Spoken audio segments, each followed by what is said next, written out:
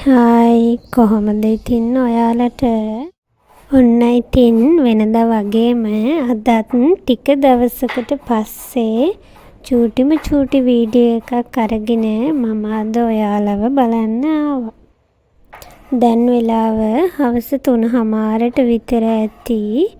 ඉතින් මම අද අපේ ගෙදර යනවා. ඉතින් ගෙදර යන්න උයාගෙන යන්න තමයි ඉතින් හිතුවේ. ඉතින් ඒ හින්දා අද ටිකක් කලින්ම උයන්න ඕන කියලා මම හිතුවා. එහෙනම් ඉතින් හවස මේ වෙලාවේ ඉඳන් අපේ ගෙදර ගිහින් එනකම්ම මොකද වුනේ කියලා බලන්න. ඔයාලත් එන්නකෝ ඉතින්.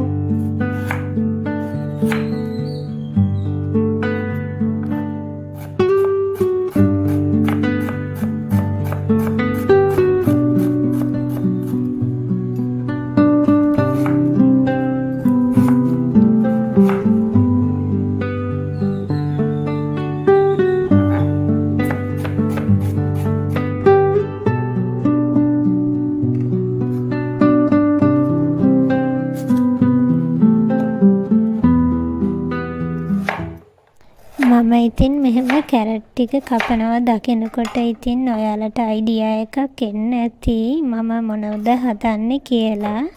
ඉතින් ඔව් මම අද රෑට හින්දා නූඩ්ල්ස් ටිකක් හදාගෙන යන්න තමයි හිතුවේ. මොකද අම්මයි අප්පච්චි රෑට වැඩිය බත් කන්න කැමති නෑ. ඉතින් ඔයාලත් ආසද මම වගේ ওই විදිහට එළවලු කපන සද්දේ අහගෙන ඒ වැඩ ටික කරන්න. මම නම් ඉතින් ගොඩක් ආසයි ඒ සද්දෙට. ඉතින් ඒ හින්දා මේ කිචන් එකේ වැඩ ටික කරන්න ආස හිතෙනවා. ඒ වගේම මේ අද ඉතින් මේ ලීස් ටිකක් අඩුවෙන් තමයි තිබුණේ. ඒ හින්දා මම ඒකට ගෝවා ටිකකුත් ওই විදිහට එකතු කරගත්තා.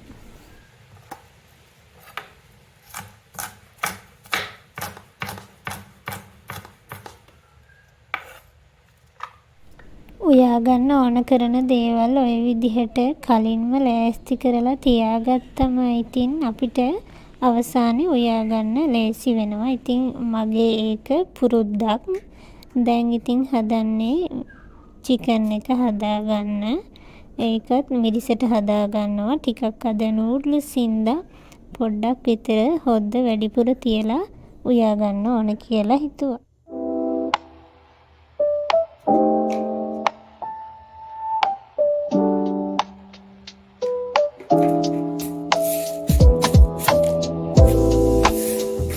මම සුදු ලුණු එනසාල් කරාඹුනටි ගොරක ඒ වගේම ගම්මිරිස් ඇට වෙනම අර චූටි වංගෙඩිය දාලා කොටාගෙන තමයි ওই විදිහට මස් මාළු උයනකොට එකතු කරගන්නේ. එහෙනම් ඉතින් එන්නකෝ චිකන් එකත් උයන ගමන් නූඩ්ල්ස් එකට වතුර ටිකක් පැහෙන්න තියන්න. නූඩ්ල්ස් එක තඹගත්තම අර එලෙන වගේ ගතියක් එන්නේ ඒක නැති කරගන්න තමයි ඉතින් මම ওই විදිහට උණු වතුර එකතු කරන්න කලින් පොල් තෙල් ටිකක් දාගත්තේ. දැන් ඉතින් තඹගත්ත නූඩ්ල්ස් එකට ලුණු ගම්මිරිස් කෑලි මිරිස් වගේ දේවල් ටික එකතු කරලා හොඳින් මික්ස් කරලා නූඩ්ල්ස් එක හදාගන්න තමයි යන්නේ.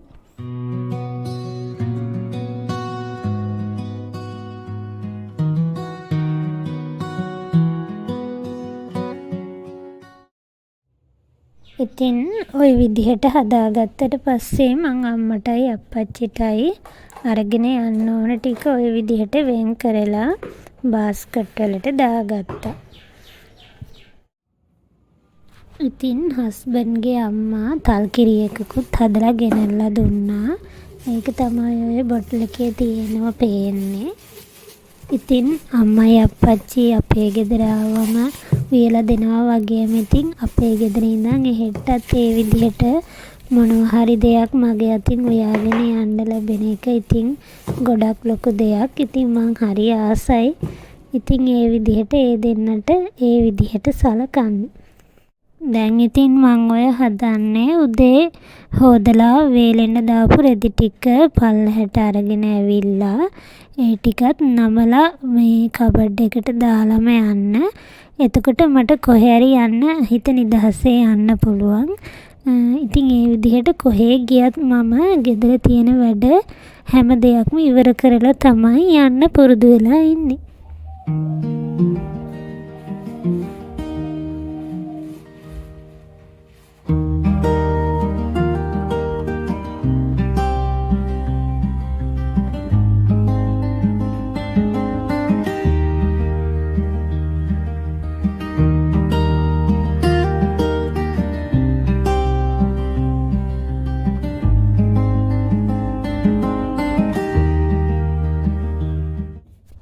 ඉතින් මං ඔයාලට කලිනුත් කියලා තියෙන විදිහට ඉතින් අදත් උදේ ওই විදිහට මම ඇඩිෂනල් බෙඩ් ෂීට් එකක් රෙදි හොදන වෙලාවට එකතු කරගත්ත හොදන්න. දැන් ඉතින් ඒ වැඩෙත් ওই විදිහට ඉවර කරලා ගේ අස්පස් කරලා අතු ගා ගන්න තමයි හදන්නේ.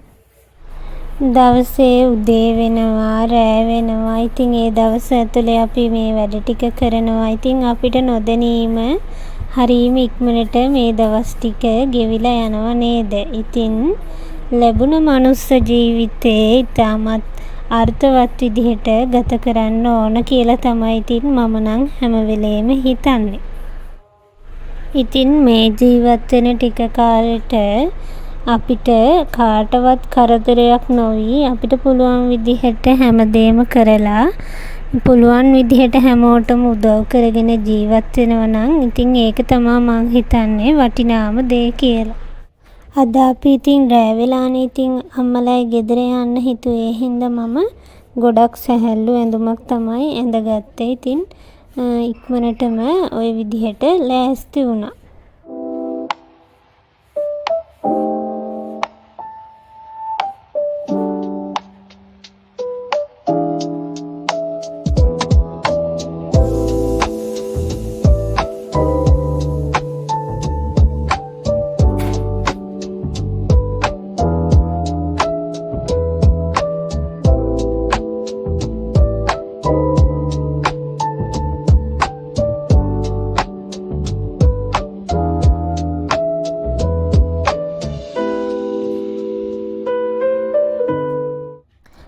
ඉතින් මේ වීඩියෝ එක බලන අනිත් ගර්ල්ස්ලා වගේම ඉතින් මමත් ওই විදිහට කණ්ණාඩියේ ඉස්සරහා නම් ටිකක් වෙලාවක් ගන්නවා ලෑස්ති වෙලා ඉතිරි වැඩ ටික කරගන්න.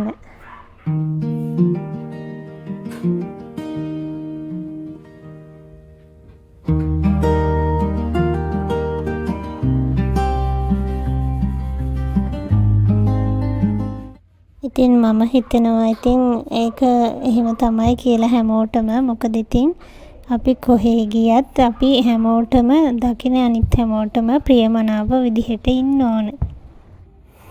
දැන් ඉතින් මේ වෙලාව වෙනකොට නම් ඉතින් අනිත් හැම වැඩක්ම ඉවර වෙලා තමයි තියෙන්නේ. ඔයාලා දන්නවා වගේ මගේ හැම වීඩියෝ එකකමත් තියෙනවා වගේ මම දවස කරන්න ආසම වැඩේ ඉතින් හවස පහන තියෙන එක. ඉතින් ගෙදරින් කොහෙ ගියත් හවසත් යනවා නම් මේ කීයට වුණත් පහන තියලා යන්න අපි දෙන්න ඉතින් පුරුදු වෙලා ඉන්නවා.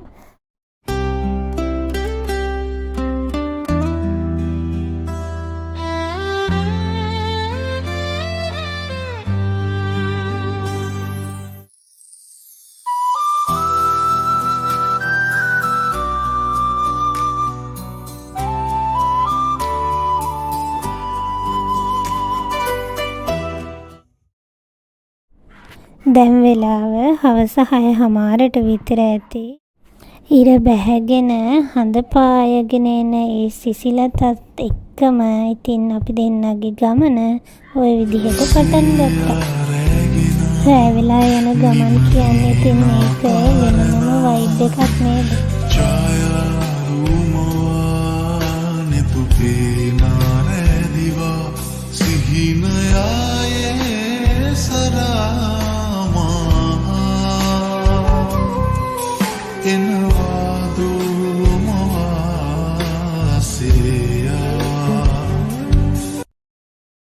විනාඩි 20ක විතර චූටි රයිඩ් එකකින් පස්සේ ඉතින් අපි ගෙදර ආවා. බලන්නකො කවුද ඉතින් හිටියේ කියලා ඉස්සෙල්ලම. අපි එනකම්ම තමයි ඉතින් මේ දෙන්නා ඔය විදිහට බලාගෙන ඉඳලා තියෙන්නේ. අම්මගේ කෝපි එකත් එක්ක අපිට රස කෑමක් තියෙනවා. බලන්නකො මොනවද කියලා. ගෙදර ගියාම ඉතින් අනිත් හැමෝටම වගේ ඉතින් අපිටත් කන්න දෙන දේවල් වලින් නම් අඩුවක් නැහැ. ඉතින් වීඩියෝ එක ඔය විදිහට අවසන් කරනවා මම. මගෙත් එක්ක රැඳිලා හිටපු ඔයාලා හැමෝටම තෙරුවන් සරණයි. ඒ වගේම ගොඩක් ආදරෙයි.